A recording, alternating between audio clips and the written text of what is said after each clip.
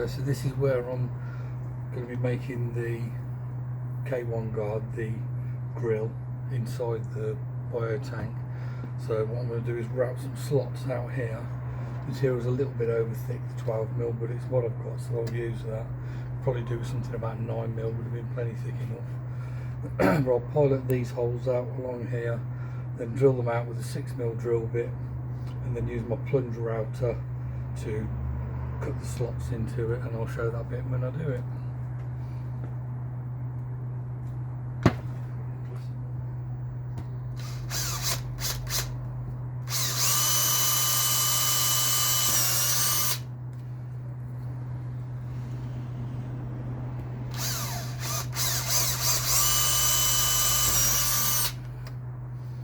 Very sharp, so we've got a better drill bit than that.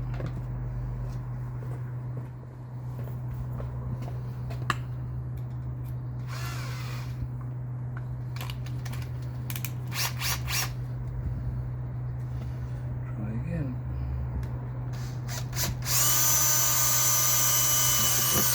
Better.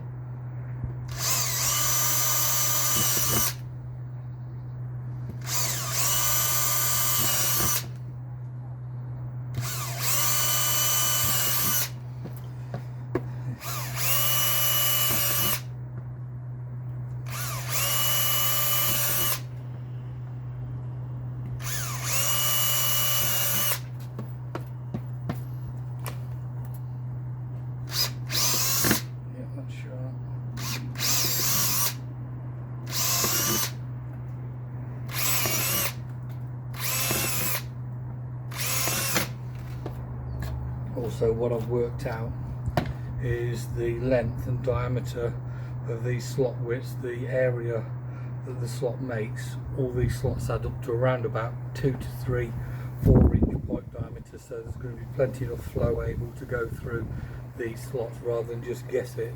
If you calculate double it and triple it, then you're going to be have more than enough water to be able to pass through there and then go through a single 4-inch outlet.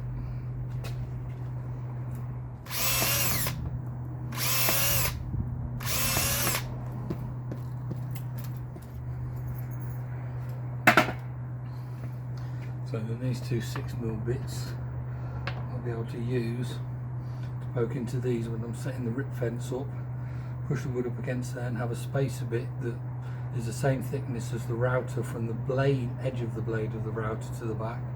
And then when you take your spacer piece out, you can just run your router along your fence.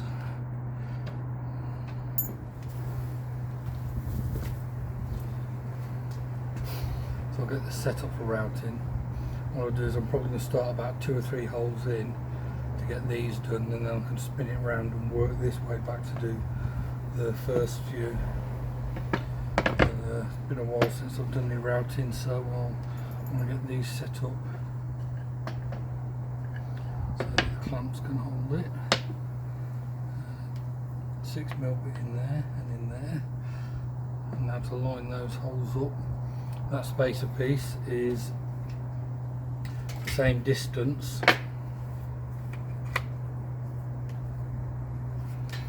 from the edge of that blade to the side, so when you set this as your spacer up, your holes should line up.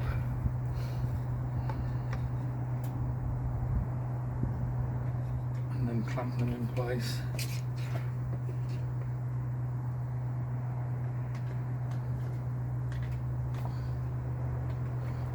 That'll be my fence then, and that is my spacer.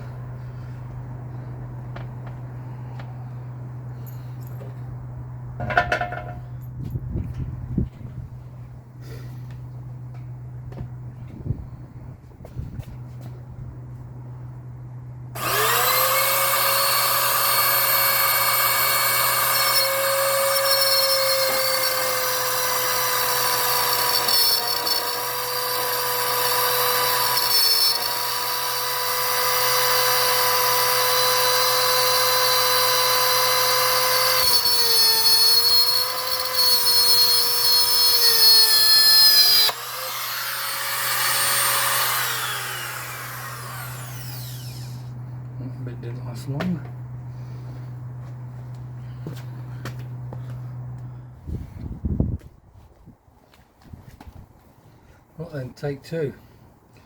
I've got rid of that cheap router bit. A more expensive one. Let's see how this one does.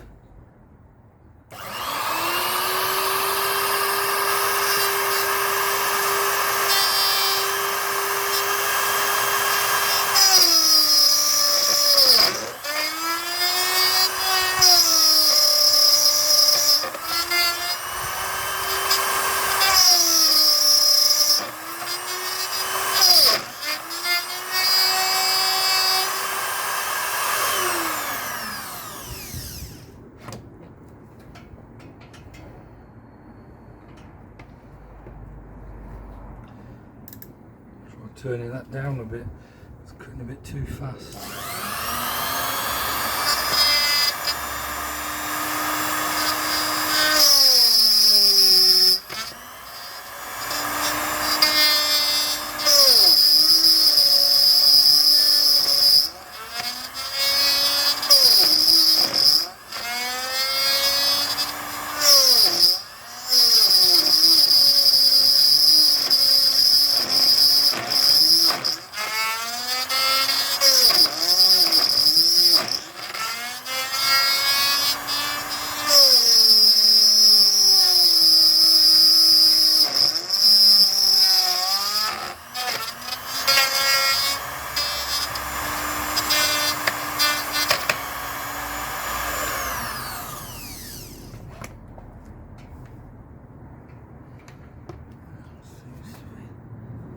Shoveling those bits out, that's not so good.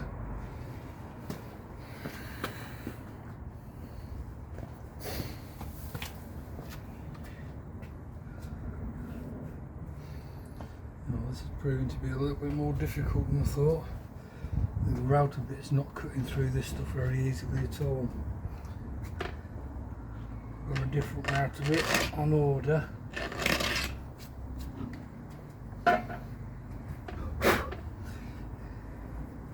It's because the material's so soft it's just biting into it. So if we get these slots drilled out, we'll need any more bits.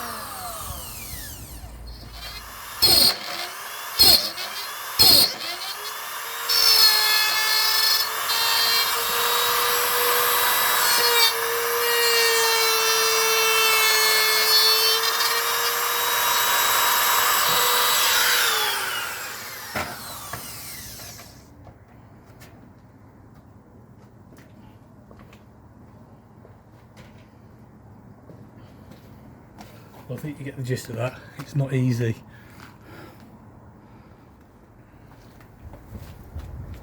Okay, so that is the front grille, the outlet done. I'm not going to lie, that was not easy. Routing this material is really hard. As you're cutting through it, it starts to melt behind itself and then jam up the blade. So I've been having to do it using back cutting and going in little steps and clearing the material that forms behind it. So if you just plough straight into it, it just turns into a molten mess. And I've had to do quite a bit of cleaning up with the edge of a chisel just to take the little burrs off and things like that. Still needs a little bit more work, but it should work fine. But it wasn't easy. I've still got another couple of pieces to do as well. I might look at just drilling the holes in the slot piece, because there'll be a piece that goes on the top of here that makes up the angle for it. I'll probably just drill those out, and then there's the inlet grill to make as well. So it's done, but it wasn't easy.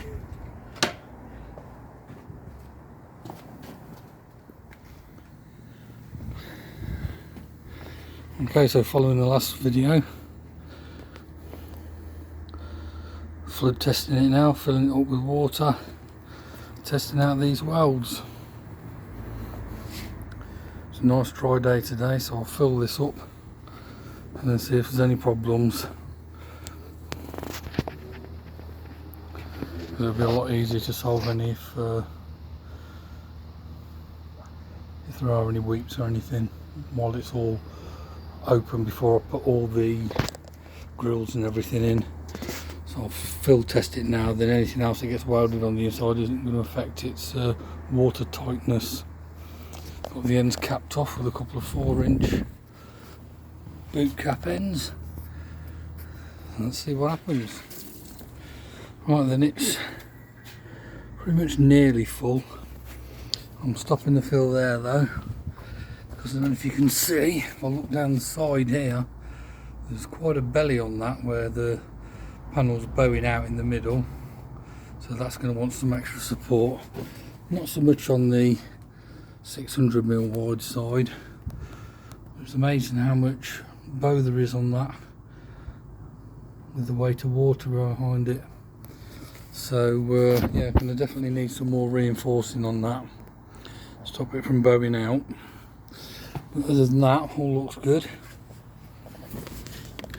No leaks that I can see anywhere, but I'll leave that standing for a few hours, make sure that's okay, and then when I get it all drained out, I'm either going to put some extra support brackets inside running down the full length, or I'll use some more box section and put another strip all the way around the middle of the outside, all the way around. Okay then, so here's the piece that I routed out the other day, and what a job that was. And I made another small piece there that I routed out freehand, not quite so straight, but it's okay. And then clamp them up with the 45 mitre clamps and run a weld down both edges. So I've got my grill to go in over the outlet here.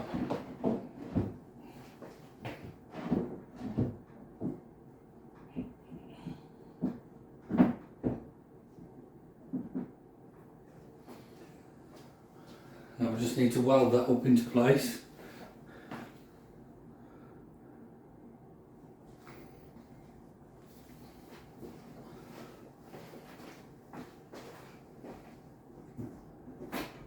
And then I'll do the same with the inlet grill that I made in the same manner. Routed out the slots, cut a couple of strips to go around the side, clamped them up, welded them front and back, and that will sit over that inlet grill and up against one of the internal pieces that I've got that are going to sit the lid on. I'm going to weld pieces of these all the way around. The lid will sit on that, and then this piece will sit up against it like that, and that's for the pumped water in, and then the outlet is going to come out the bottom, and that'll go into a booted bend here and rise up to the outlet point where it goes out, which is roughly about there.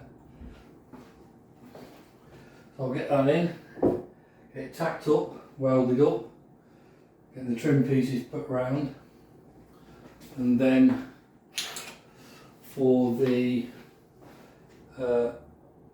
air movement in there, I've got these 25mm polypropylene black clips that I'll weld to the bottom of the box, and then in there is going to sit a rubber straight air bar aerator, and that should be enough, hopefully, to move all the K1 media around, and that's the plan. I also added another strap, another piece of 50 by 50 box section around the middle, as when I tested it earlier in that earlier video. There was quite a noticeable bow in the middle of the material there, so it definitely did need some extra support, so I'll put another strap around that, which should keep that big panel nice and flat. I'll get that welded up and then see how it looks.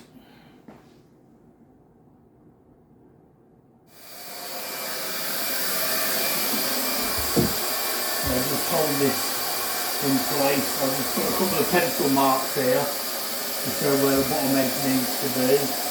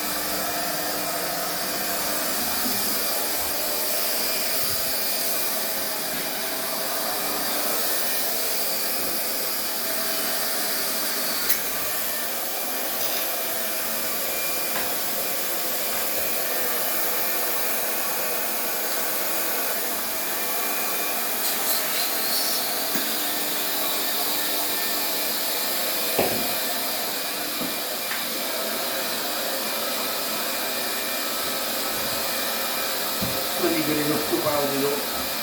Okay, it's not a waterproof pad. This way I can stop the media going through to the outlet. So I'll quickly weld that up and then move on to the next bit.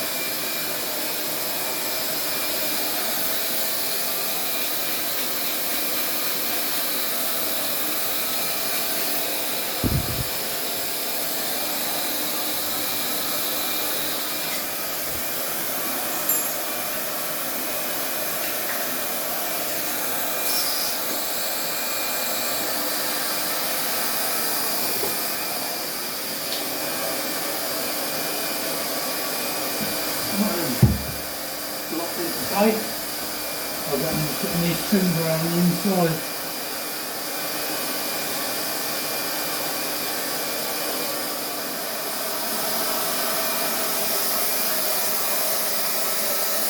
So these clips should hold the pipe into this one.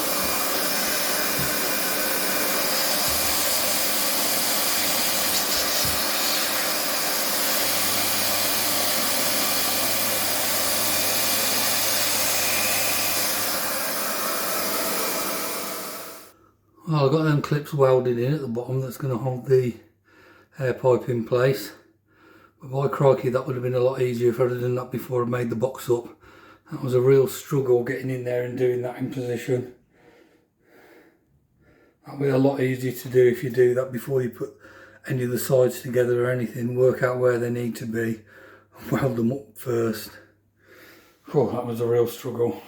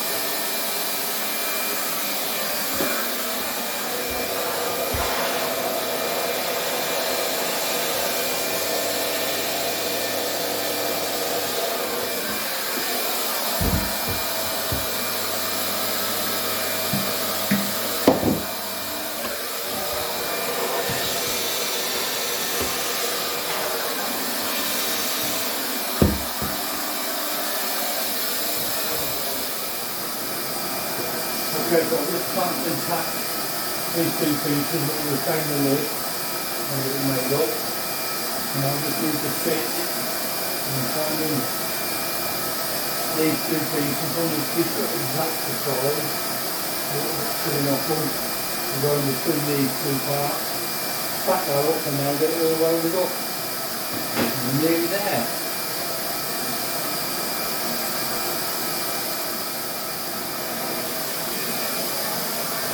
Back this one to place.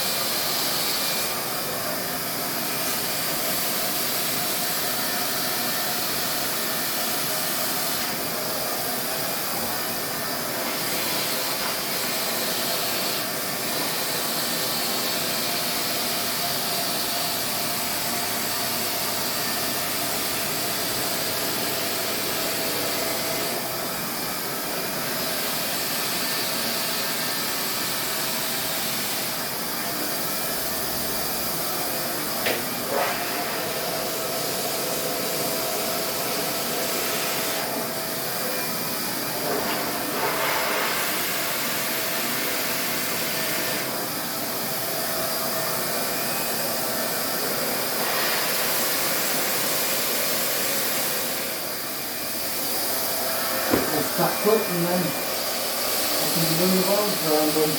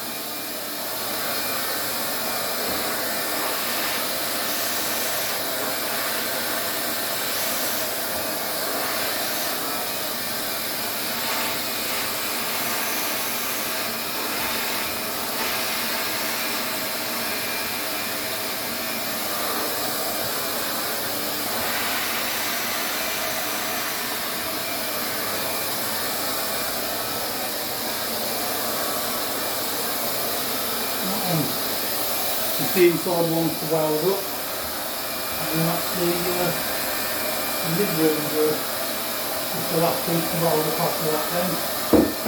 Just go straight in there. And that'll be about done.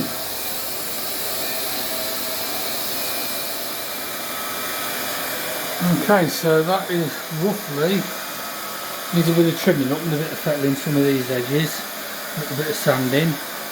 That's the inlet screen welded in, the outlet screen, the aeration clips and the clips for the pipe.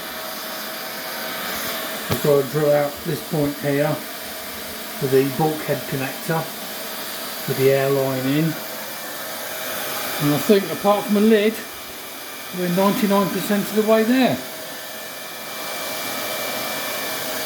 That's enough for tonight certainly anyway. A little bit of trimming and sanding and that'll do me. Oh, that's the finished bio tank.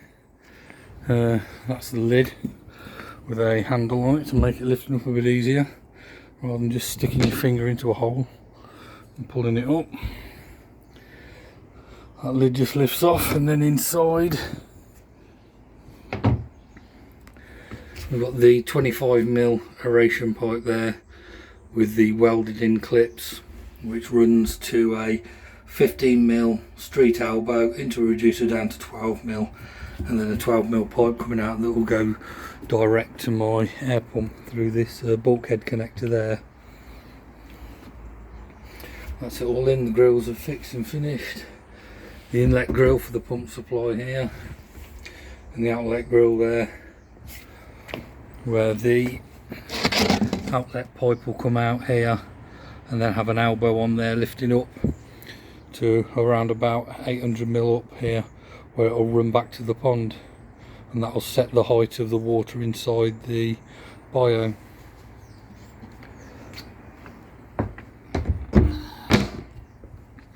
So I just need to fill that now and give it a test to make sure the aeration works okay before I fit it. Well, I've not tested it before on stuff like this, but I've run it on the pond and it seems to be able to take a 100 litre an hour supply no problem with just over a metre of pipe in there, or about a metre of pipe. We'll see how that goes after it's filled up. Okay, so that's all filled up and under test at the moment. Looks good so far. Not found any leaks.